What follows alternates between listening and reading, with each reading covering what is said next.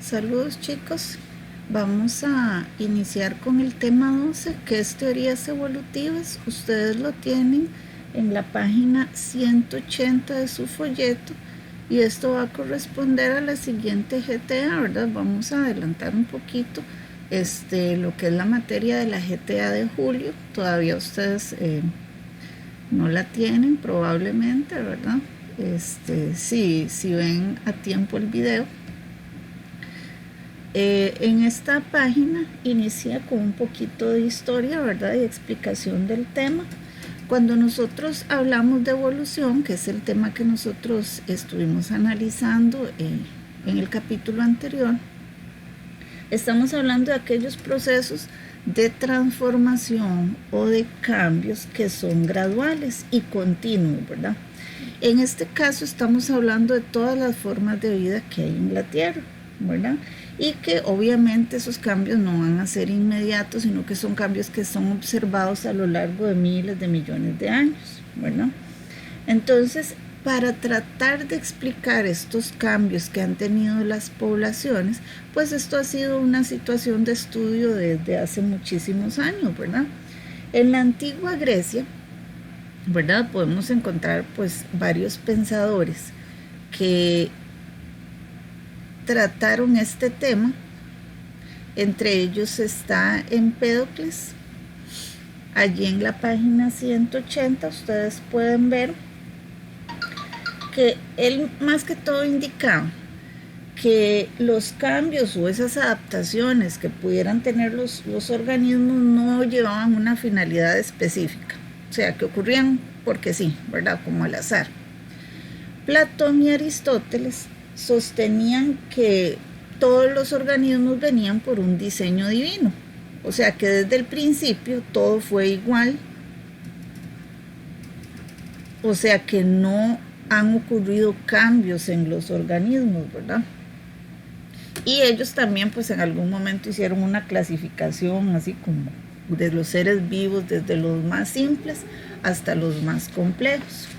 Hoy vamos a analizar las distintas teorías que habían, vamos una por una y también vamos a revisar cuáles son los ejercicios que ustedes tienen que ir haciendo sobre este tema. La primera teoría que ustedes tienen en la página 181 se le llama teoría fijista. Obviamente la palabra nos indica de un punto fijo, ¿verdad? O sin cambios o sin evolución, lo que indica, según esta figura que les coloqué acá, que todos los organismos, ¿verdad? Incluyendo el ser humano, ellos decían que desde el principio siempre habían sido formados exactamente como se encuentran actualmente, ¿verdad? Y nunca han habido cambios. La teoría fijista, pues no explicaba esas diferencias que habían en los fósiles, ¿verdad? Sin embargo, sostenía que desde el principio no habían cambios, ¿verdad?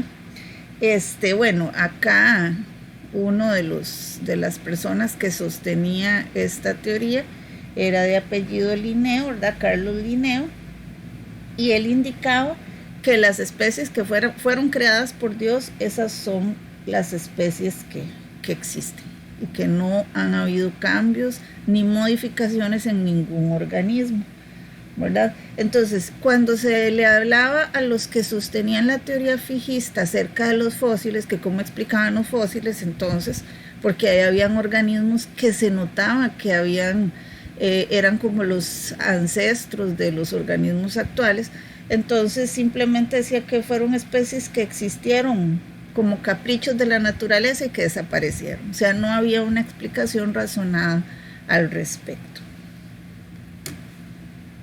Como ustedes podrán notar, pues la teoría fijista, al no tener un fundamento, ¿verdad? No es una teoría que actualmente se considere dentro de los parámetros que se puedan fundamentar como algo real. Luego tenemos la teoría catastrofista en esa misma página, ¿verdad?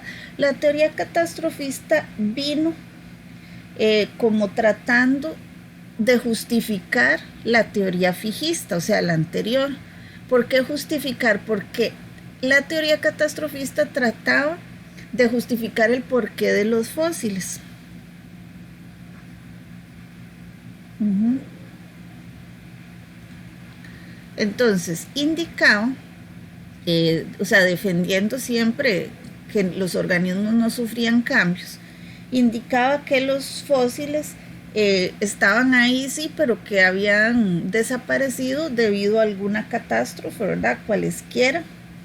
Este, indicaba que fueron creados, por ejemplo, que hubo una creación divina, pero que luego vino una catástrofe y eliminó todo, y luego entonces hubo otra creación divina y así sucesivamente. Entonces, la teoría catastrofista trataba de justificar los fósiles dentro de la teoría fijista, ¿verdad? Eso también se encuentra en la página 181. Recuerden siempre leer todo, ¿verdad? Ok, vamos con... Obviamente la teoría catastrofista, pues, no se está diciendo que no hayan habido catástrofes, claro que sí, pero eso no significa que haya existido una creación divina, como decía la teoría fijista, entre una catástrofe y otra, porque definitivamente sabemos que hay fósiles, ¿verdad?, que demuestran los cambios que han existido en los organismos, por ejemplo en los seres humanos. Ok, la otra teoría era la teoría del uso y desuso de los órganos. Ok, esta teoría ustedes la encuentran en la página 182 de su folleto. Ok, entonces acá es famoso el uso de las jirafas como un ejemplo que utilizaron mucho para la explicación de esta teoría, que la sostenía un científico de apellido Lamarck, que él era un biólogo, ¿verdad? Y él como que formuló la primera teoría de la evolución. Bueno, ¿cuál es la diferencia con las dos teorías anteriores? Las teorías anteriores negaban la evolución o negaban los cambios. Lamarck sí decía que efectivamente los mismos organismos que han existido en el pasado han ido sufriendo cambios, ¿verdad?, a lo largo del tiempo. Obviamente, estas teorías no tenían mucho fundamento basado en todos los conocimientos que hay actualmente, ¿verdad? En el caso de Lamarck, él decía que aquellos órganos que no se utilizaban se iban perdiendo. Y decía que los órganos que durante la vida de un organismo se iba requiriendo un cambio, iban a cambiar. Él, por ejemplo, sostenía que las jirafas pues eran de cuello y patas cortas, pero que a lo largo de la vida, como ellos necesitaban ir comiendo de partes más altas, ese cuello se iba alargando y las patas también. Ok. Él hablaba que esas características, esos cambios que habían durante la vida de un organismo, eso se podía heredar. Sin embargo, pues obviamente cuando eso no se habían hecho estudios, no se conocía el término genética ni de dónde venía lo que se podía heredar, ¿verdad? Pero, ¿qué pasa con esto? O sea, obviamente para nosotros sabemos que si yo necesito alcanzar algo largo, así algo que esté alto a lo largo de mi vida, a mí no me van a crecer los brazos, ¿verdad? Que uno tiene unas características que ya trae y que a lo largo de su vida eso no se va a poder modificar. En cambio, Lamarck, o sea, ofrecía un fundamento de unos cambios que eran como inmediatos, como a lo largo de la vida de un organismo, y eso sabemos que es imposible, ¿verdad? Obviamente que las ideas de Lamarck fueron desechadas. Sin embargo, a él se le atribuye que él por lo menos ya aceptó la idea de la evolución, ¿verdad? Eso es lo bueno de Lamarck, la aceptación y incluyó, ¿verdad?, la idea de la evolución en las personas, porque antes pues completamente era negado eso. no es porque hubiese tanta ignorancia científica, sino porque ustedes saben que históricamente se va aceptando pues lo que se va enseñando, ¿verdad? Ideas que al principio parecen locas, que parece incluso falta de moral, un montón de situaciones, luego ya se van aceptando. Entonces a Lamarck le tocó batallar pues con la aceptación de la idea de la evolución. Hasta aquí las tres teorías que hemos visto pues fueron desechadas desde el punto de vista científico, ¿verdad? ¿Por qué fueron desechadas? Por las ideas que vienen. A partir de la siguiente, bueno, acá en la página 183 ustedes tienen una práctica. Entonces vamos a analizar qué tienen que hacer ahí. ¿Por qué ahí hay una práctica en la página 183?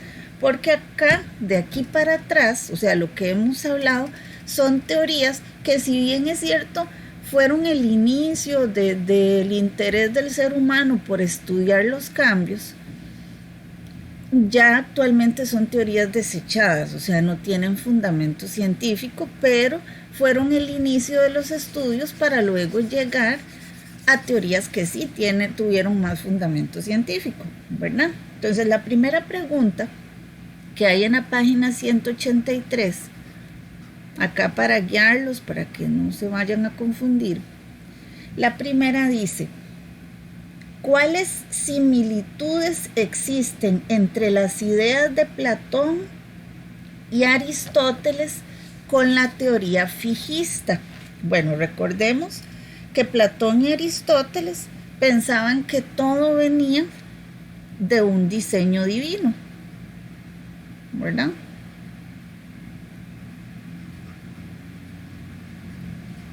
O sea, que nunca van a haber cambios, porque según la teoría del diseño divino, pues desde el inicio todos los organismos fueron creados como se encuentran actualmente, o sea que no han habido cambios en las poblaciones. Y esa es la similitud o lo mismo que pensaba con el pensamiento fijista. Luego la 2 dice: ¿de qué manera se trató de hacer compatible el fijismo con la existencia de los fósiles? Entonces, como recuerden que el fijismo no podía explicar por qué habían fósiles, entonces viene la teoría catastrófica y esa es la que trata de explicar por qué. Entonces, la teoría catastrófica es la que trató de explicar. Ok, luego la 3 pregunta: ¿cuál nuevo argumento planteó Lamarck con respecto al origen y evolución de las especies? Bueno, Lamarck, lo nuevo que él hizo fue que estableció la existencia de cambios, porque antes se decía que no habían cambios, pero Lamarck en su teoría, él afirmó que sí existían cambios, ¿verdad? Entonces esa es lo que él contribuyó. Ok, luego la 4. Ustedes lo pueden redactar como quieran, ¿verdad? Yo les estoy dando básicamente qué es lo más importante. La 4 dice: explique qué es el uso y desuso de los órganos. Bueno, para responder esa, ustedes tienen ahí en la página 180, o sea, en la página de atrás,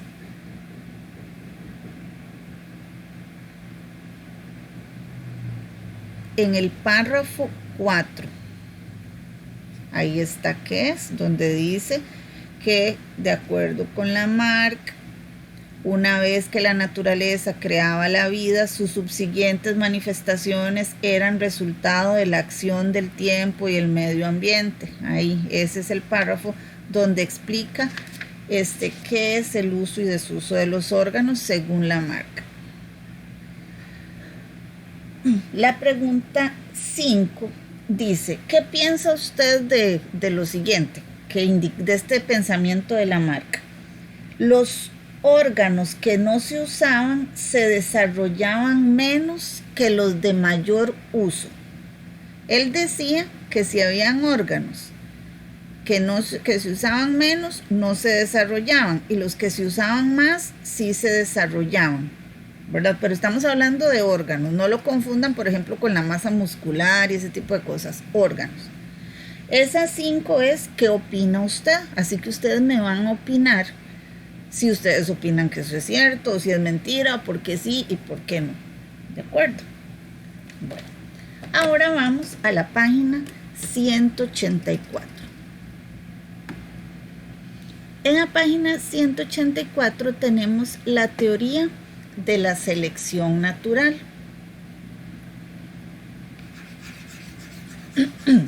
De acá en adelante vamos a analizar las teorías que sí se consideran con fundamento actual, ¿verdad? Y que ayudan a la explicación real del por qué ocurren los cambios en los seres vivos. Entonces, originalmente Wallace, que él era de Inglaterra, y él estudió este tema al mismo tiempo que Darwin. Tal vez nosotros hemos escuchado hablar de Darwin, él es como famoso en esto, pero Wallace también estudiaba el tema. Darwin es el que publicó estudios y ambos tenían conceptos similares, ¿verdad?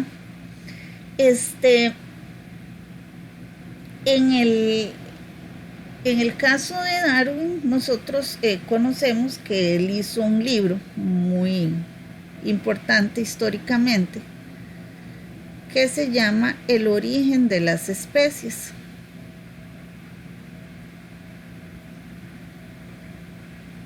Fue una persona que viajó mucho, estudió mucho para poder tomar sus conclusiones. Bueno, ok. Él en ese momento, ¿verdad? Cuando estaba estudiando y estaba viajando, él tenía el manuscrito, ¿verdad? Del origen de las especies y exponía su teoría de la evolución, ¿verdad? Entonces, en la teoría de la evolución de Darwin hay algunos conceptos que son muy importantes.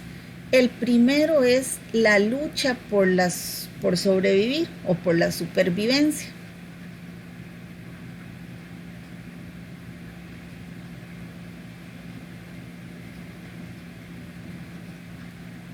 Ok, los organismos son diferentes, ¿verdad? Y todos luchan por sobrevivir y todos tienen, aunque sean estructuralmente similares, tienen condiciones distintas, ¿verdad? También es muy importante que él indicaba que había mayor supervivencia de los organismos más aptos.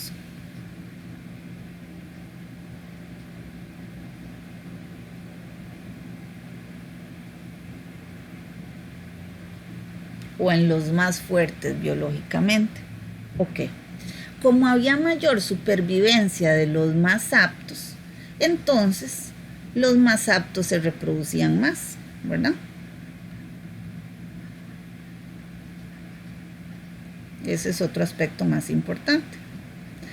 Entonces, como los más aptos se reproducen más, entonces los hijos iban a tener las mejores características, ¿cierto?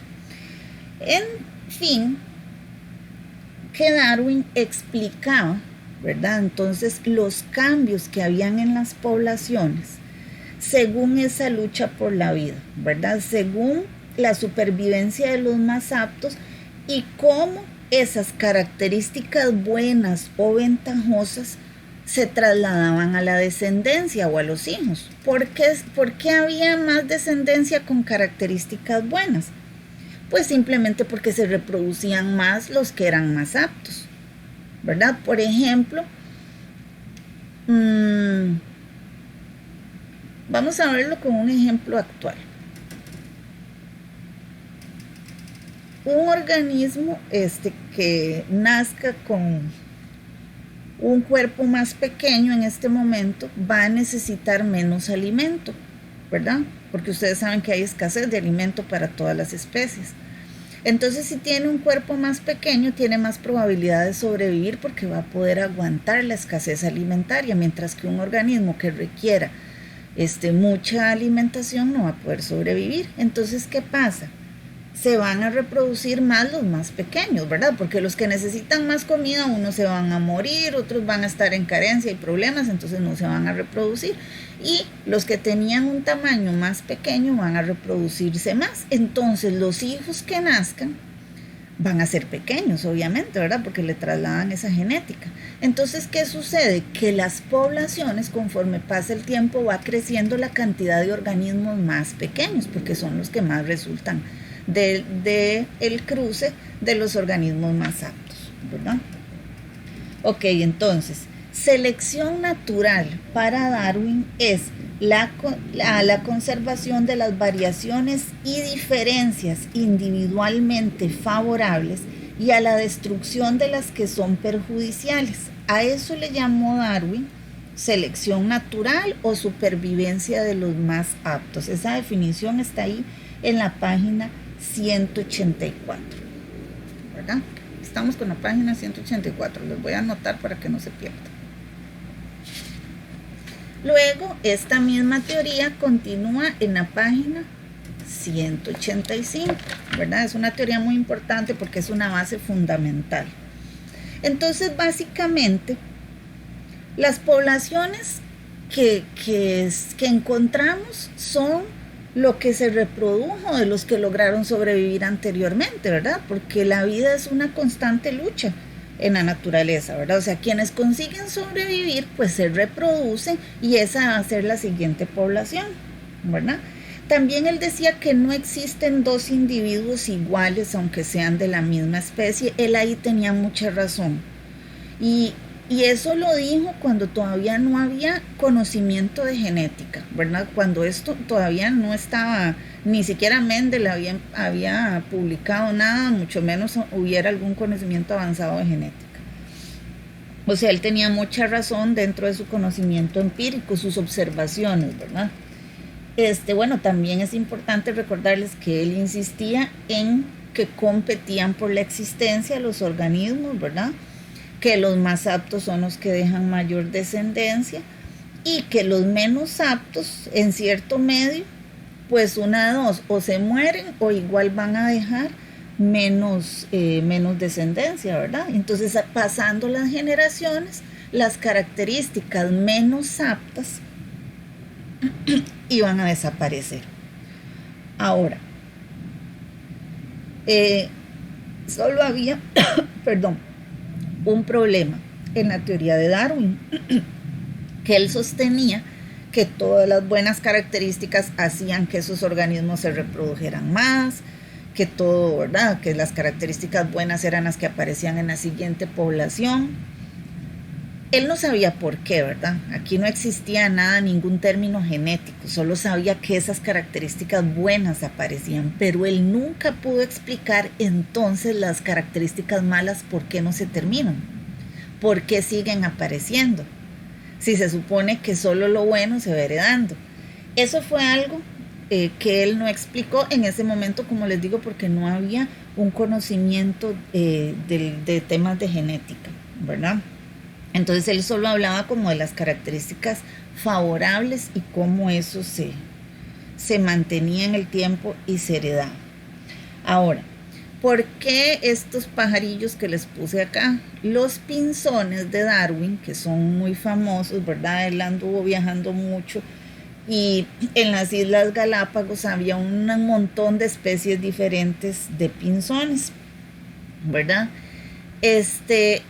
Son famosos porque él los estudió y él analizó y documentó todo lo que vio, y él llega a la conclusión, ¿verdad?, de que todos ellos procedían de un antecesor común, ¿verdad?, y que sus características fueron cambiando según de qué se alimentaban, ¿verdad?, según el área donde ellos estaban y qué era lo que ellos necesitaban comer, a tal punto que aunque procedieran de un mismo ancestro, llega un momento en que este tipo de pinzón ya no se podía reproducir con porque las características fueron cambiando a tal extremo pues que ya no existe la probabilidad de que se crucen, ¿verdad? Lo mismo sucede actualmente. Ustedes han visto que en Costa Rica, por ejemplo, aquí que hay tanta variedad, hay muchas subespecies. O sea, todos los pericos que hay aquí, el montón de tipos de pericos y todos esos proceden de un antecesor común y ya se ha ido haciendo una variabilidad tal pues que ahora no se va a cruzar los de una subespecie con los de otra, ¿verdad? Porque ya las características físicas han cambiado mucho. Ok, entonces acá termina en sí lo que es la teoría de la selección natural, un fundamento teórico muy importante para la explicación de los cambios en la evolución. Recuerden que ya se había aceptado que los organismos pues sí cambiaban, era algo como que era inevitable que se aceptara, ¿verdad? Porque obviamente no se podía decir que los organismos estaban estáticos, y solo con el análisis de los pinzones, ¿verdad? Ese montón de tipos de pinzones, pues ya se observa que todos están emparentados o hay un antecesor común. Ok, vamos a la siguiente página, a la 186. Aquí ustedes encuentran la teoría mutacionista. Bueno, cuando nosotros hablamos de mutación ya podemos observar y darnos cuenta que acá estamos ya tomando conceptos de genética, ¿verdad? Acá fue Hugo de Vries, este es el apellido de quien sostenía la teoría mutacionista, ¿verdad? Entonces él ya esto fue posteriormente, ¿verdad? Posterior a que se hablara de la parte genética. Entonces acá cambió un poco la historia, porque para Darwin, que fue la teoría anterior, los cambios eran graduales, o sea, ocurrían muy lentamente. La diferencia es que Bryce decía que no, que un cambio llegaba repentino, o sea, había una mutación y el organismo, repentinamente aparecía un organismo con un cambio. Y si ese cambio era bueno, ¿verdad? Porque recuerden que una mutación es un cambio brusco. Si ese cambio le ayudaba a ese organismo a sobrevivir, pues ese cambio ya luego se iba a heredar. Porque recuerden que la mutación es un cambio genético, entonces pues obviamente es heredable. Ok. Entonces, realmente, ¿qué respalda la selección natural en la teoría mutacionista? Bueno, pues el proceso evolutivo va a llegar gracias a las mutaciones. ¿Por qué? Porque el cambio lo va a dar una mutación. Darwin no sabía de la existencia de las mutaciones, pero ese cambio o característica favorable va a llegar repentino. Ahora, la selección natural después es la que va a ver o a definir, digamos, la naturaleza es la que va a definir cuáles de esos cambios son favorables para el individuo, ¿verdad? Dependiendo de las condiciones. Supongamos que en este momento naciera un organismo con una mutación que hace que su tamaño sea demasiado grande.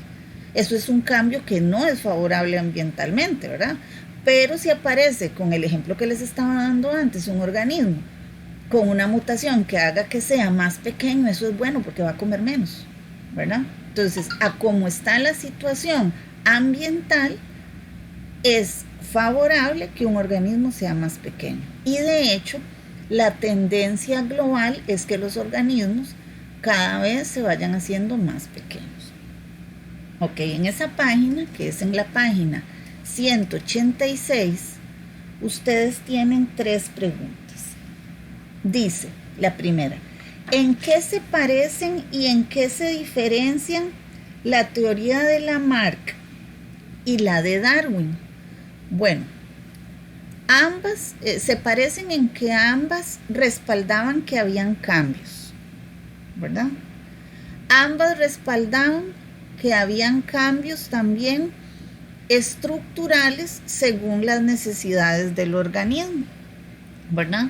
Pero se diferencian en que Lamarck decía que esos cambios ocurrían durante la vida del organismo. O sea, que a la jirafa le iba creciendo el cuello. En cambio, Darwin decía que no, que eso era a nivel poblacional, o sea, que una población iba presentando cambios y luego en la siguiente descendencia había otro cambio, así que era paulatino, no es que a un organismo le va a poder crecer un órgano porque lo necesita. Esa es la diferencia. Luego, la 2 dice, cree que la selección natural favorece la supervivencia de los individuos más fuertes sobre los más débiles. ¿Y por qué? Bueno, pues obviamente. O sea, ustedes pueden opinar lo que ustedes quieran, porque ahí les están preguntando si usted cree. Pero a mi criterio, claro que sí. Porque un organismo que tenga condiciones inferiores a otros no va a poder subsistir desde el punto de vista biológico. Si ustedes se ponen a analizar al ser humano dentro de este contexto, ya para nosotros no aplica esto. Porque ustedes pueden ver que nosotros podemos ser los organismos más débiles que hay y continuamos sobreviviendo, pero ya ahí estaríamos introduciendo un tema diferente, ¿verdad? Yo les hablo desde el punto de vista biológico. Si a nosotros nos tiraran a una montaña desde pequeños y tiran a 5 personas, pues van a sobrevivir los más fuertes, ¿verdad? Si estuviéramos hablando de algo que no requiera en sí de la ayuda de factores externos, como las vacunas y todo eso que usamos nosotros, ¿verdad?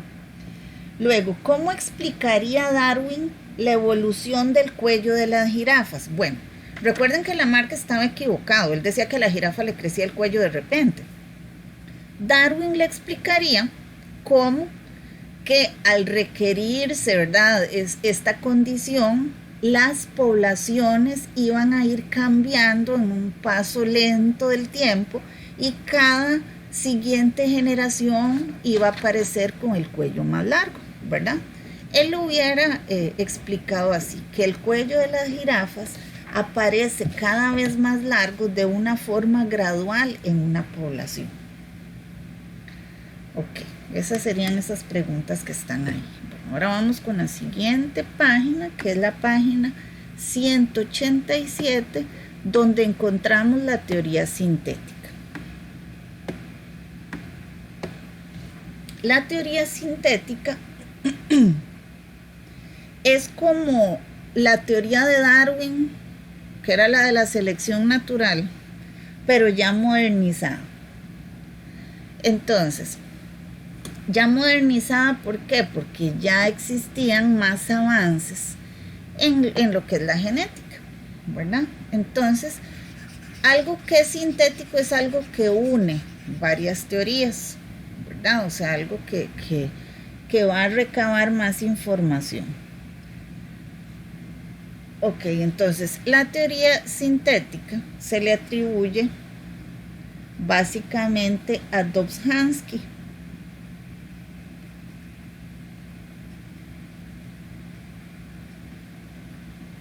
Ok, que él también publicó un libro, ¿verdad?, sobre la genética y el origen de las especies. Eso fue ya en los años 30, en 1937 aproximadamente. Bueno, entonces, según esta teoría, hay varias cosas que se unen. La variación heredable, les voy a colocar aquí lo que se une según él. O sea, esas diferencias que se heredan, ¿verdad?, tienen mucha razón. Se une la variación heredable, selección natural, o sea, sí existe la naturaleza, sí selecciona. No es que es adrede, sino que se van perdiendo las características que son menos aptas, eso lo sabemos que siempre es así. Y también el aislamiento.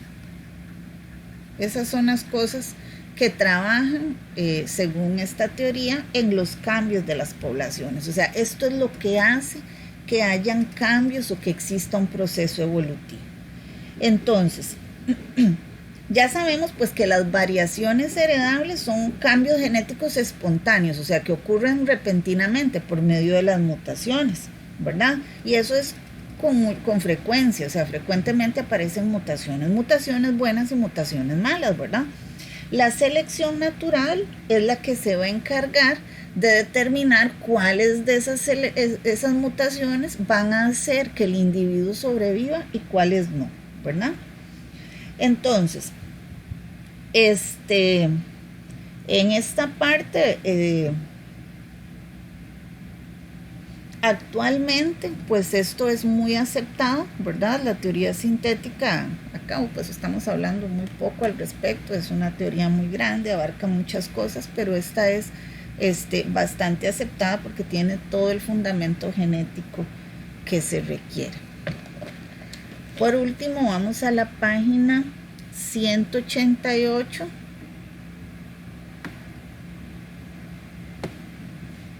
Que es la teoría del equilibrio puntuado. Okay. La teoría del equilibrio puntuado es esta. La otra es para hacer una comparación. Ok, entonces, la teoría del equilibrio puntuado sostiene que si yo tengo, por ejemplo, una característica, aquí ponen una mariposilla, dice que durante cierto tiempo esa característica se va a mantener constante y de repente aparece un cambio brusco. O sea, eso es así como así, brusco, ¿verdad? Y ya van a aparecer otras características. Esos cambios bruscos a nivel genético, ¿qué son? Pues mutaciones, ¿verdad? Mutaciones que pueden ser buenas o no, pero aparece un cambio brusco. Eso es lo que se le llama equilibrio puntual. Ahora, ¿cuál es la diferencia con este otro dibujito que hay acá? Bueno, como ustedes pueden ver, pues acá esto se mantiene durante cierto tiempo y puede ser que posteriormente haya otro cambio brusco y así sucesivamente. Ok, lo contrario al equilibrio puntuado es esto que ven acá, que se le llama gradualismo, que era lo que pensaba Darwin que ocurría, que los cambios iban ocurriendo despacio, que había que esperar muchísimo tiempo para poder observar un cambio. Pero cuando encontraban fósiles se daban cuenta que a veces aquí, por ejemplo, encontraban un fósil con ciertas características y luego encontraban otro fósil que no tenía mucho tiempo de diferencia y tenía características notablemente diferentes y que era descendiente de ese. Entonces dijeron, aquí tiene que haber una mutación, porque si encontraran un individuo con ciertas características, luego otro parecido y cada vez menos, ahí sí sería gradual, como decía Darwin, ¿verdad? Pero las mutaciones pueden hacer que de repente ocurra una característica que va a cambiar drásticamente el rumbo de esa población, ¿de acuerdo? Entonces eso es el equilibrio puntual. Vamos a ver ahí en la página 188 las preguntas que están allí para responder. Dice la A, estas yo creo que las van a tener que contestar en su cuaderno, o en una hojita ahí como me la entregaron la otra vez, porque sí son varias. Dice, ¿en qué se relaciona la teoría de la selección natural de Darwin y la teoría mutacionista? Bueno, ¿en qué se relacionan o en qué se parecen? Para darlo así muy puntual, esas dos teorías aceptan que los cambios son heredados. O sea, que no es que yo vengo, como decía Lamarck, ¿verdad? Que de repente yo me cambiaba el tamaño de algún órgano, ¿verdad? Sino de la herencia de los cambios, que son heredados y que los cambios ocurren en poblaciones y no en individuos. Esa es la diferencia. Eso es lo que ellos dos se parecen, perdón. Luego la B. ¿Cuáles ideas de Darwin, de Bryce y Lamarck se encuentran en la teoría sintética? Bueno, variación heredable, esa es la idea que se toma en cuenta, esa es una.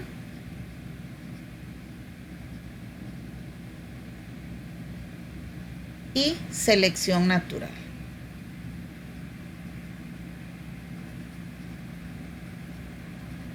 Básicamente.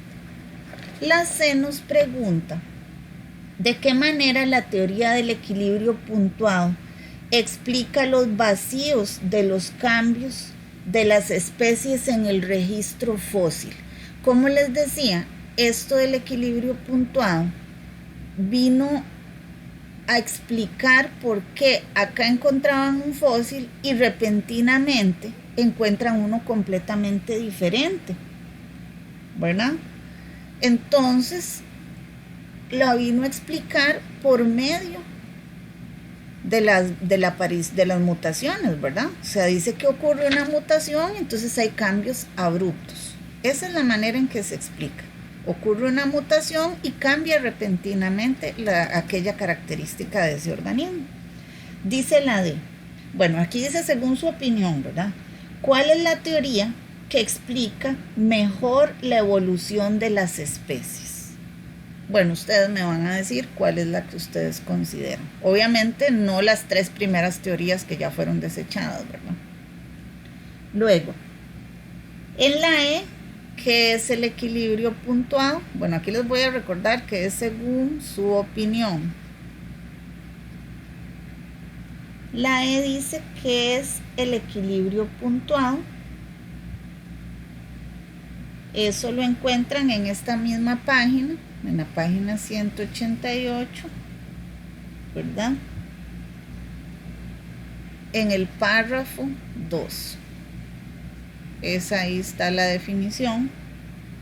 Y por último, la F nos dice, ¿cuál es la diferencia entre el gradualismo y el equilibrio puntual o equilibrio puntuado, que es lo mismo? Bueno, el gradualismo indica que los cambios ocurren de manera lenta, ¿verdad? Pequeños cambios casi imperceptibles lentamente, mientras que el equilibrio puntuado dice que los cambios son abruptos. Esa es la diferencia. Ok, vamos entonces a las páginas de la práctica, que son las 189 y las 190. Vamos a ayudarles acá a ubicarlos en esa práctica. Dice, ¿cuáles teorías del origen y evolución de las especies han sido desechadas y por qué? Bueno, yo ya les había dicho que las primeras 3 teorías, ¿verdad?, habían sido desechadas, que son la fijista, ¿verdad?, la catastrofista y la del uso y desuso. Esas 3, o sea, las que están en las 180, 181 y 182. Ok. Luego, bueno, ¿y por qué? Pues porque no presentaban argumentos suficientes que explicaran lo que ellas indicaban, ¿verdad? Luego dice, analice y responda. Y nos dan un ejemplo ahí de un bichillo prehistórico que dice, la imagen muestra un fósil de la Archaeopteryx litográfica, un ave primitiva que podía volar y planear. Poseía cabeza pequeña, plumas, mandíbulas con dientes filosos y una cola larga, entre otras características. Y luego preguntan, ¿qué explicación daría Platón, Linneo, Lamarck y Darwin a las características de ese animal? Entonces primero preguntan ahí por Platón. ¿Qué diría Platón de acuerdo a sus características? Bueno, recuerden que Platón fue de los primeros que hablamos, ¿verdad? Y él decía que todo estaba hecho así por un diseño divino. Entonces Platón va a decir que ese fue el diseño divino, o sea que el animal es así, o era así, perdón, porque así lo crearon. Luego, Linneo, que también, si ustedes quieren buscar, Linneo está en la teoría fijista, ¿verdad? Entonces él también decía que todo tiene que ver con un diseño divino o creación de Dios, que es lo mismo. Entonces él va a decir que el ave tiene esas características porque fue una creación de Dios. Ok, ¿qué diría Lamarck? Lamarck era el del uso y desuso de los órganos, que está en la página 182. Entonces Lamarck diría que como necesitaba volar, entonces se le formaron alas, ¿verdad? Que como necesitaba, cada cosa que él necesitaba se le fue formando. Entonces, que él tenía los órganos o había ido formando los órganos según su uso, ¿verdad? ¿Cierto? Ok. ¿Y qué diría Darwin? Darwin diría que al ave esta heredó las características más favorables, ¿verdad? Porque recuerden que Darwin era el de la selección natural. Okay, entonces ahí, para ver si uno tiene idea como qué era lo que decía cada uno de ellos. Luego dice el 3. ¿Qué opinaría un lamarquista de estos, del uso y desuso, acerca de la aparición de insectos resistentes a insecticidas? Bueno, alguien que cree en la teoría de Lamarck diría que, por ejemplo, que ese insecto probó el veneno, ¿verdad? E inmediatamente desarrolló resistencia. Y entonces ya la siguiente vez que le echan veneno ya no lo va a afectar, ¿verdad? En cambio Darwin, luego dice un darwinista, ¿qué pensaría? Un darwinista pensaría que sus antepasados, o sus padres, o sus abuelos, o sea, los organismos anteriores, tuvieron contacto con el veneno y los organismos que sobrevivieron al veneno, ¿verdad? Unos se murieron y otros sobrevivieron. Los que sobrevivieron le heredaron a la siguiente descendencia esa capacidad de resistir al insecticida, ¿verdad? Para Lamarck, para que entiendan la diferencia, para Lamarck la resistencia iba a ocurrir de inmediato. O sea, el mismo organismo generaba todo y se quedaba ahí, ¿verdad? En cambio, para Darwin era un proceso gradual y que se trasladaba. La B de esa página 189 pregunta: ¿cuáles argumentos actuales aporta la genética para afirmar que la teoría del uso y desuso de los órganos es errónea? Bueno, ahora es muy sencillo. Obviamente, nosotros tenemos unas características genéticas que no podemos cambiar, ¿verdad? Yo nací, por ejemplo, con una característica de estatura que fue heredada. Y yo no, aunque quisiera, yo no puedo ser más alta, ni me puede crecer una pierna. Entonces, la genética, ¿de qué argumentos? O sea, la genética tiene características, nuestra genética tiene características que son heredadas y que no se pueden modificar a lo largo de mi vida. Yo puedo generar una mutación y que eso tal vez en la siguiente generación vaya a dar un cambio favorable, pero yo no puedo hacer un cambio en mi genética durante mi vida, ¿verdad? Entonces, por eso es que la teoría del uso y desuso de los órganos es errónea. En la siguiente página, en la página 190, es solo un diagrama, ¿verdad? En ese diagrama, aquí arriba tienen ustedes 3 cuadritos. Hay un esquema, ¿verdad? Y abajo tienen 4. Los 3 de arriba son las primeras teorías, ¿verdad? Las que ya fueron desechadas. La fijista, la catastrofista y la del uso y desuso, ¿verdad? Aquí colocaron el uso y desuso primero y aquí ustedes van a escribir de qué trata. Ahí está en el folleto. Entonces, en esta tiene que ir la fijista, ¿verdad? Y la catastrofista. Y aquí van a escribir de qué trata. Abajo van ustedes a colocar el nombre de las otras teorías, ¿verdad? Las otras que vimos, que están allí, que son, en el orden que están ahí, la de la selección natural, la mutacionista, la sintética y la del equilibrio puntuado. Esas son las que van aquí. pero parece que aquí tienen escrito, dice, ok. Bueno, en esta de acá dice, las especies pasan millones de años sin cambios, luego ocurre un cambio repentino. Entonces aquí va equilibrio puntuado, ¿verdad? Es la única que tiene definición. Entonces las otras tres las colocan ahí en los otros tres espacios donde quieran y le escriben también su definición. Ajá. Y abajo ahí pregunta que cuál es la diferencia entre el gradualismo y el equilibrio puntuado. Entonces, ok, en el equilibrio puntuado o puntual, que es lo mismo, hay cambios bruscos después de que hay un largo periodo sin cambios.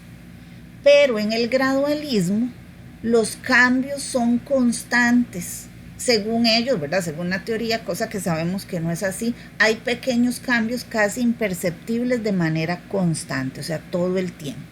Mientras que para el equilibrio puntual hay periodos que no hay ningún cambio y de repente aparece un cambio, que esa es la que es aceptada. Y hasta acá, ¿verdad? Que es en la página 190, hasta aquí van a llegar, porque en la página 191 hay una practiquita chiquitica, pero esa no la van a hacer. Hasta aquí llega su práctica. Esa de la 191 va a ser para las personas que no hayan cumplido con con la entrega, ¿verdad? Luego, aparte de lo anterior, también van a tener que entregar esto, ¿verdad? Es extra. Entonces, ustedes van a llegar hasta la página 190. Ya saben que estamos para resolver sus consultas y cualquier duda que tengan, estamos para servirles.